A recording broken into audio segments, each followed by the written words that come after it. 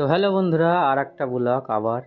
তো নন্দনকানন চিড়িয়াখানার পর চলে আসলাম এটা ধবলগিরি খণ্ডগিরি মন্দিরের দিকে এগিয়ে যাচ্ছি। তো দেখতেই পাচ্ছেন রাস্তা দিয়ে। তো মন্দিরে আমরা ঢুকবো না, তো মন্দিরের কাছে চলে আসলাম। মন্দিরে ঢুকবো না মানে টিকিটের দাম বলছে 30 টাকা করে।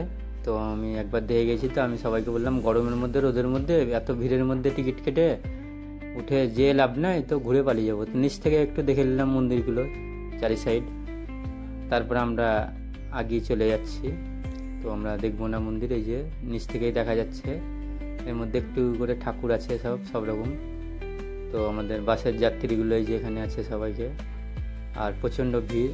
মানে আমার পছন্দ হলো না, মানে টিকিট কাটার কি আছে, মানুষজন আসবে দেখতে, 10 টাকা নিল ঠিক আছে, 40 টাকা মানে 50 টাকা করে টিকিট কাটা। তো আমি বললাম দেখতে হবে না, মন্দির আছে ঠাকুর আছে, তো উঠে যে অসুবিধা, বয়স্ক মানুষ, তো যে এলাম না, পালিয়ে আসলাম। তো তারপরে চলে আসলাম এখানে যে এটা জায়গাগুলো যাচ্ছি। এই জায়গাটা হচ্ছে লিঙ্গরাজ মন্দির। তো রাস্তা দিয়ে শ্যুট করতে করতে এই যে সাইডে মন্দিরগুলো আছে বিভিন্ন ঠাকুরের, তো এই রাস্তা দিয়ে যেতে যেতে এই পাশগুলোন থেকেই ছবিগুলো তুলছি রাস্তাতে। লিঙ্গরাজ মন্দিরে যাব। তো এই রাস্তাগুলো না, মন্দিরগুলো মেলা মন্দির আছে আশেপাশে, তো এই মন্দিরগুলোকে ভালো করে ভিডিও করে নিয়ে আগিয়ে যাব। তো এই যে পাশে রাস্তার পাশ দিয়ে মন্দিরগুলো দেখতে পাচ্ছেন, আর এই পাশে পুকুর আছে, পুকুরের মাঝখানেও মন্দির আছে, কি সুন্দর। আর যে বন্ধুরা দেখতে পাচ্ছেন যে রাস্তা, এই যে পাশে, এই রাস্তার পাশ থেকে এই যে পাশে পুকুর থেকে শ্যুট করে নিচ্ছি, মানে উপর থেকে আমি। আর যে মাঝখানে যে মন্দির দেখা গেছে, পুকুরের মাঝখানে মন্দির, দারুণ সুন্দর। তো একটু সন্ধ্যাবেলা হয়ে গেছে বলে তো একটু ভিডিওটা ভালো করে খুব একটা দেখাতে পারছি না। তো যেটুকু পারলাম আমি দেখানোর চেষ্টা করছি বন্ধুদেরকে। এই যে পুকুরের মাঝখানে মন্দির, চারি সাইডে মন্দির, এখানে লিঙ্গরাজ বাবার মন্দির যেখানটায়, তো এখানে চারি সাইডে মন্দির, চারিদিকে সব। তো পুকুরের মাঝখানে মন্দির, চারি সাইড শ্যুট করে নিয়ে মন্দিরের দিকে এগিয়ে যাব। আর রাস্তার আশেপাশে যত মন্দির আছে সেগুলো দেখানোর চেষ্টা করব, মানে সব মন্দিরগুলোকে শ্যুট করেছি। তো বন্ধুরা দেখতে থাকুন। এই যে লিঙ্গরাজ মন্দিরের যাত্রীরা সব দেখে চলে আসছে, তো আমি ভিডিও করতে করতে যাচ্ছি। তো আমি মন্দিরের ভিতর থেকে ঘুরে এসে আমি মোবাইল নিয়ে এসে ভিডিও করেছি। তো লিঙ্গরাজ মন্দিরের ভিতরে মোবাইল নিয়ে যেতে দিবে না, তো দেখতে পাচ্ছেন। আর এগুলো লিঙ্গরাজ বাবার মন্দিরের আগে রাস্তাতে এই মন্দিরগুলো, তো মন্দিরগুলোকে ভালো করে শ্যুট করে নিয়ে এগিয়ে যাব মন্দিরের দিকে। তো মন্দিরের মানে সামনেটা খালি শ্যুট করতে পেরেছি, ভিতরে মোবাইল নিয়ে যাওয়া নিষেধ।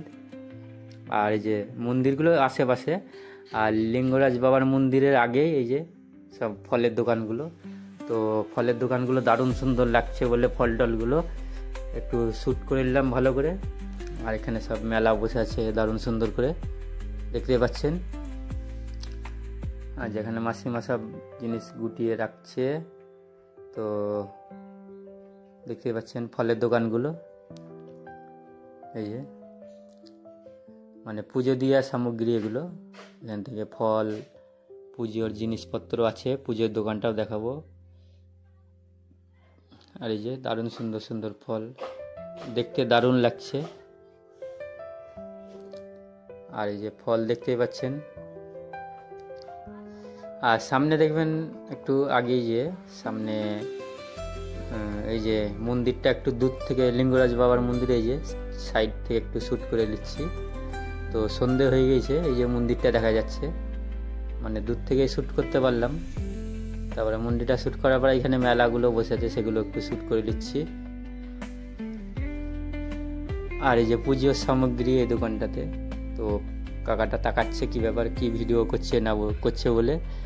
তো আমি কাকাকে বললাম আমি একটু ভিডিও করছি ব্লগ দেওয়ার জন্য।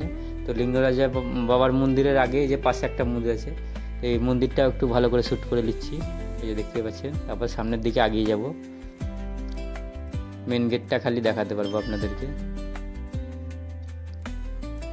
এই যে মেন হলো লিঙ্গরাজ বাবার মন্দিরের মেন গেট, খালি এই গেট পর্যন্ত খালি শ্যুট করতে পেরেছি বন্ধুরা, আর বেশি পারিনি। এই যে দেখতেই পাচ্ছেন।